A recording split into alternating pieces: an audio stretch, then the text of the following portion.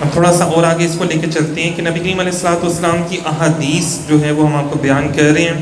انہیں سے روایت ہے کہ رسول اللہ صلی اللہ علیہ وسلم نے سوال کیا کہ کون سا عمل زیادہ فضیلت والا ہے؟ تو آپ صلی اللہ علیہ وسلم نے فرمایا اللہ اور اس کے رسول پر ایمان لانا. کہا گیا پھر کون سا عمل؟ فرمایا اللہ کے راستے میں جہاد کرنا. عرض کیا گیا پھر کون سا عمل؟ فرمایا حج مقبول، عربی میں جسے حج مبرور کہا جائے. حج مبرور کا نام آپ نے سنا ہوگا. حج مبرور کیا ہے؟ اس کو آگے دیکھتے ہیں. سب سے پہلے تو جو بیان کیا گیا رسول اللہ صلی اللہ علیہ وسلم نے کہ سب سے پہلے اللہ اس کے رسول پر ایمان لانا بہت زیادہ ضروری ہے. دوسرے بات پہ جو رسول اللہ صلی اللہ علیہ وسلم نے فرمایا کہ جہاد کرنا بہت زیادہ ضروری ہے، اور جہاد بھی وہ جس میں محض اپنے رب کو راضی کرنا ہو اور اسلام کی اشاعت مطلب اسلام کو پھیلانا مقصود ہو، اور اسلام کے حوالے سے ہو، کسی اپنی ذاتی مال ملک یا اپنی عزت حاصل کرنے کے لیے نہ ہو، یا جناب میں نے اس ملک پہ بھی قبضہ کر لوں، اس ملک پہ بھی قبضہ کر لوں، تو اس لیے جہاد نہ ہو، بلکہ جہاد اس لیے ہو کہ صرف اسلام کو پھیلانے کے لیے اور ظالم سے مظلوم کو بچانے کے لیے ہو. فرمائیں کہ جنگ شاہاں فتنہ و غارت گری است، جنگ مومن سنت پیغمبری است. کہ جتنے بھی انبیاء کرام تشریف لائے ہیں، موسیٰ علیہ السلام، ابراہیم علیہ السلام، نبی کریم علیہ الصلوۃ والسلام، تمام انبیاء کرام نے جہاد کیے، لیکن ان کا جہاد صرف اور صرف اسلام کے لیے تھا اور اللہ تعالیٰ کی جو احکامات ہیں ان کو پھیلانے کے لیے تھا. آگے چلتے ہیں کہ چونکہ حج جو ہے وہ بدن اور مال دونوں کا مجموعہ ہے، مطلب اس میں آپ مال بھی خرچ کرتے ہیں، ظاہری بات آپ کو مال چاہیے ہوتا ہے جانے آنے کے لیے، رستے میں کھانے پینے کے لیے، حج کے دوران کے لیے، تو آپ کو مال چاہیے. تو ایک مال وہ آپ اللہ کی راہ کے لیے کرتے ہیں. ایک وہ ہے کہ جو ہم کہیں پہ ناردرن ایریاز میں گھومنے پھرنے چلے جاتے ہیں، کہیں پہ ہم دوسرے ممالک میں گھومنے پھرنے چلے جاتے ہیں، تو وہ سیر و سیاحت میں آتا ہے، تو وہ اس میں اللہ کی راہ میں نہیں آتا. اللہ کی راہ میں کیا آئے گا کہ یہ خالصتاً آپ دیکھیں وہاں پہ دیکھیں کوئی ایسا ٹورسٹ پلیس نہیں ہے وہاں پہ جس نے جانا ہے تو خالصتاً اس نے اللہ کے گھر کا حج یا عمرہ کرنے کے لیے ہی جانا ہے. اسی طرح رسول اللہ صلی اللہ علیہ وسلم کی بارگاہ میں بھی جو جانا ویسے تو وہاں پہ ہر چیز مل جاتی ہے، لیکن مجموعی طور پہ دیکھا جائے تو تمام لوگ جو بھی جاتے ہیں تو خالصتاً ان کا یہی مقصد ہوتا ہے. تو مطلب اس میں ظاہری بات ہے پیسہ خرچ ہوتا ہے، تو وہ جو پیسہ خرچ کرنا ہے وہ بھی آپ کی مالی عبادت میں گنا جاتا ہے. جیسے ابھی قربانی لوگ دیں گے، اپنا پیسہ خرچ کر کے جانور لے کر آئیں گے صرف خالصاً اللہ کی رضا کے لیے، تو وہ جو پیسہ خرچ کرنا ہے، اسی طرح پیسہ خرچ کر کے جو آپ لوگوں کو جوتے لے دیں، کسی کو کپڑے لے دیں صرف اللہ کی رضا کے لیے، تو وہ آپ کا پیسہ خرچ کرنا بھی عبادت بن جاتا ہے. جو ہم مساجد پہ لگاتے ہیں، مدارس میں پیسہ لگاتے ہیں، تو وہ بھی خالصاً اللہ کی رضا کے لیے لگاتے ہیں. تو پیسہ لگانا اور دوسرا بدنی حوالے سے ظاہری بات ہے ہمیں مشقت بھی کرنی ہوتی ہے، چلنا بھی ہوتا ہے. ہم نے جانا ہے، سب سے پہلے ہوٹل جانا ہے، پھر اس کے بعد چینج کر کے احرام پہن کے جو بھی معاملات ہم نے کرنے ہیں، چلنا پھرنا ہے، طواف کعبہ کرنا ہے، پھر وہاں سے پھر پیدل جانا ہے، آگے چلتے چلے جانا ہے میدان عرفات میں، منی میں، مزدلفہ میں، پھر واپس آنا ہے، پیدل آنا ہے. تو یہ جتنی بھی ساری مشقت ہے، وہاں پہ راتوں کو ٹھہرنا، کھلے آسمان کے نیچے عبادت کرنا اپنے رب کے حضور، اور تسبیحات بیان کرنا کہ لبیک اللہم لبیک، تسبیحات بیان کرنا، یہ سارا کا سارا کیا ہے؟ بدنی عبادت ہے. تو حج مقبول و مبرور وہ ہے جو لڑائی جھگڑے گناہ اور ریاکاری سے خالی ہو. تو رسول اللہ صلی اللہ علیہ وسلم نے فرمایا کہ وہی جو ہے وہ افضل ہے. سامعین محترم، اگر یہاں جہاد کا ذکر آئے، اس لیے کہ جہاد فی سبیل اللہ اکثر نمازی ہی کرتے ہیں، یا بعض ہنگامی حالات میں جہاد نماز سے بھی افضل ہو جاتا ہے. بہرحال ایسے بھی بہت سے معاملات پیش آئے ہیں کہ جہاد بھی نماز سے افضل ہو گیا، کہ جب خطرہ سر پر آ جاتا ہے نا، جب ظاہری طور پہ زیادہ دشمن آگے لڑنے کے لیے، تو وہاں پہ پھر آپ کو لڑنے کا حکم ہے، نماز کو چھوڑنے کا، قضا کرنے کا حکم ہے. تو انہی سے روایت ہے کہ میں نے رسول اللہ صلی اللہ علیہ وسلم کو فرماتے کہ سنا کہ جس نے حج کیا پھر نہ بے حیائی کی بات کی اور نہ کوئی گناہ کیا، تو وہ اس طرح لوٹے گا جس دن اس کی ماں نے اس کو جنم دیا تھا. سبحان اللہ، کہ جب کوئی بندہ حج کرتا ہے اور اس میں کوئی بے حیائی کی باتیں نہیں کرتا، کوئی اپنے منہ سے بے حیائی کی فحش گوئی، گالیاں، غیبت، چغلی نہیں کرتا، کیونکہ رش ہوتا ہے نا وہاں پہ بہت زیادہ، اور لوگ جو ہیں وہ آپس میں کیا اسے کہتے ہیں ایک گروہ بنا کے بیٹھ جاتے ہیں، یا 10 12 لوگ بیٹھ جاتے ہیں، 40 لوگ بیٹھ جاتے ہیں. تو فرمایا وہاں پہ آپ نے عبادت کرنی ہے، اللہ تعالیٰ کا ذکر کرنا ہے، درود و سلام پڑھنا ہے، قرآن پڑھیں، نوافل ادا کریں. لیکن کچھ لوگ کیا دیکھنے میں آتے ہیں، وہ یہ دیکھ رہے ہوتے ہیں کہ کاروبار کیا ہے، تمہارا کیا کاروبار ہے، تم کیا کرتے ہو، تمہارے بچے کیا کرتے ہیں، تو اچھا تم نے یہ کیا کر دیا. تو وہ اپنے پیچھے کی باتیں جو ہیں وہ شروع کر دیتے ہیں، دنیاوی باتیں.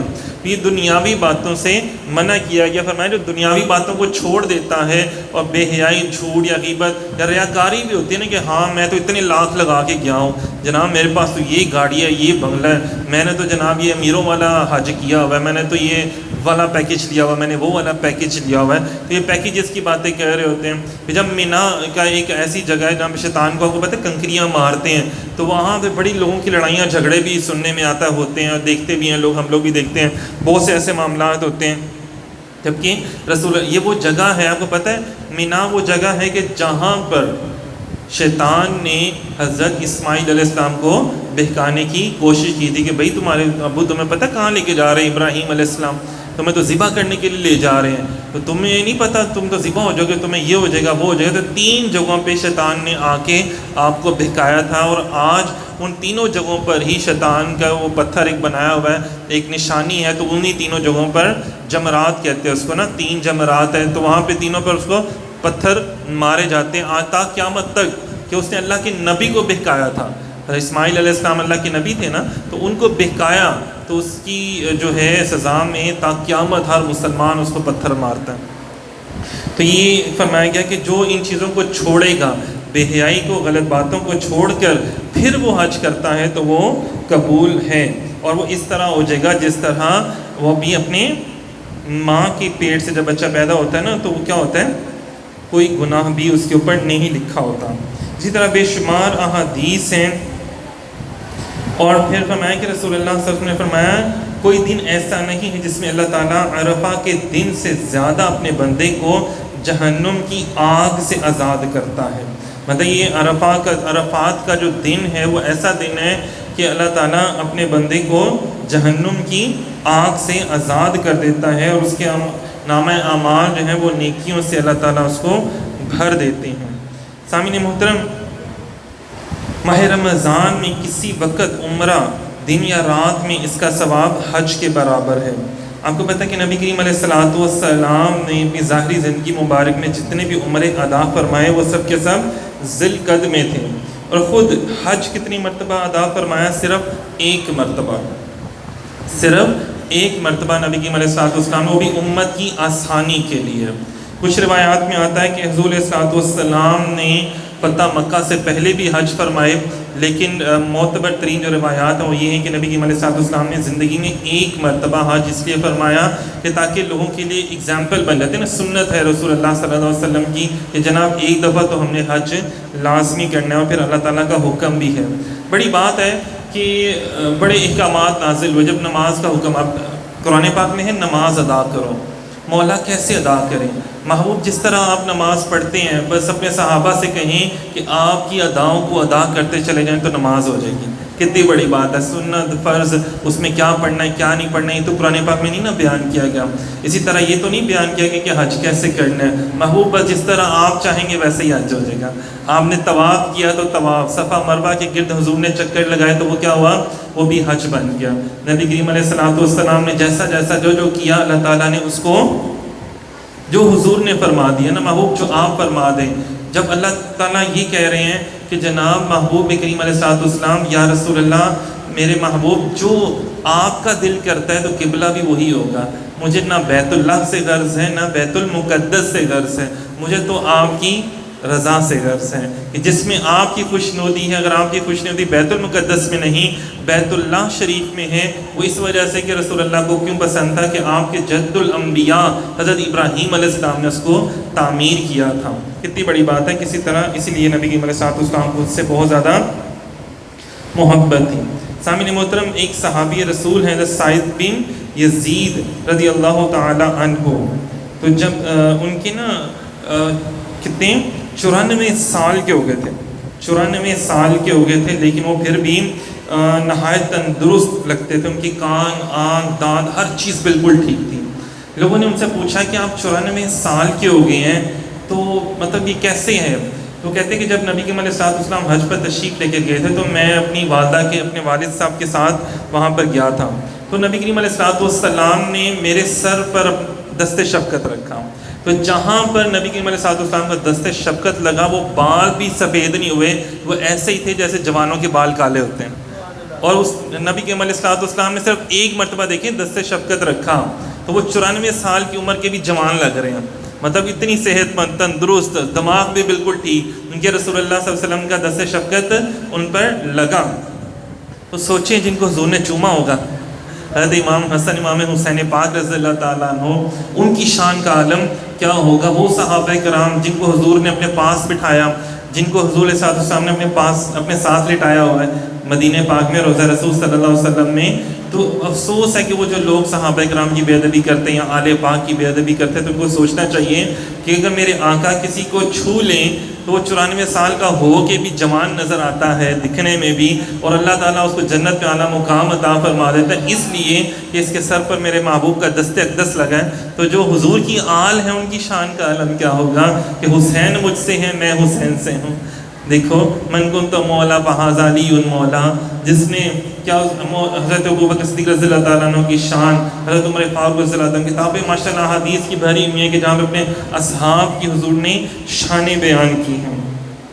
سامعین محترم، نبی کریم علیہ الصلوۃ والسلام نے، آپ کو پتہ ہے کہ یہ بھی حضور کا معجزہ ہے کہ آپ کو پتہ ہے خانہ کعبہ کے اندر کوئی سواری لے کے جانا بھی جرم ہے، کوئی سواری لے کے جانا بھی حرام ہے، گھوڑا یا خچر یا اونٹ کچھ بھی، لیکن نبی کریم علیہ الصلوۃ والسلام کا یہ معجزہ ہے کہ جب آپ نے حج کیا تو آپ نے اونٹ پر بیٹھ کے کیا۔ ایک روایات میں آتا ہے کہ جو طواف زیارت ہوتا ہے وہ حضور علیہ الصلوۃ والسلام نے اونٹ کے اوپر بیٹھ کے کیا، اور یہ بھی معجزہ ہے کہ اس وقت اس اونٹ نے نہ پیشاب کیا نہ پخانہ کیا، نہ ہی، حالانکہ ہوتا ہے نا جانور چلتے پھرتے بھی پیشاب کر لیتا ہے اور پخانہ بھی کر سکتا ہے، لیکن دیکھیں یہ حضور کا معجزہ ہے کہ وہ بھی پاک تھا، حضور کی تمام سواریاں بھی پاکیزہ ہیں۔ کتنی بڑی بات ہے۔ اور حضور علیہ الصلوۃ والسلام نے صرف یہ تھا کہ لوگوں کو سکھانے کے لیے، لوگوں کو بتانے کے لیے ضروری تھا کہ تھوڑی سی اونچی جگہ پر موجود ہوں، تو اس وقت سواری تھی موجود، تو سواری پر بیٹھ کے حضور علیہ الصلوۃ والسلام نے لوگوں کو بتایا کہ جناب طواف آپ نے اس طرح کرنا ہے اور اس انداز میں کرنا ہے۔ دیکھیں یہ بڑی بات ہے کہ ایک بڑی پیاری انہوں نے مثال دی ہوئی ہے کہ حضور غوث اعظم سرکار رحمت اللہ کی خدمت میں کوئی شخص حاضر ہوا اور اس نے کہا کہ حضور میں نا اونٹنی پہ حج کرنے کے لیے جا رہا ہوں، لیکن یہ جو چل نہیں سکتی، زیادہ بڑی لاغر و کمزور ہے۔ بس آپ رحمت اللہ علیہ نے اس کو ایک انگلی لگائی اور اس کی پیشانی پر اپنا ہاتھ رکھا۔ وہ کہتا تھا کہ اس کی حالت یہ تھی کہ تمام سواریوں سے آگے چلنا شروع ہو گئی جیسے حضور غوث اعظم سرکار نے اس کے اوپر ہاتھ رکھا۔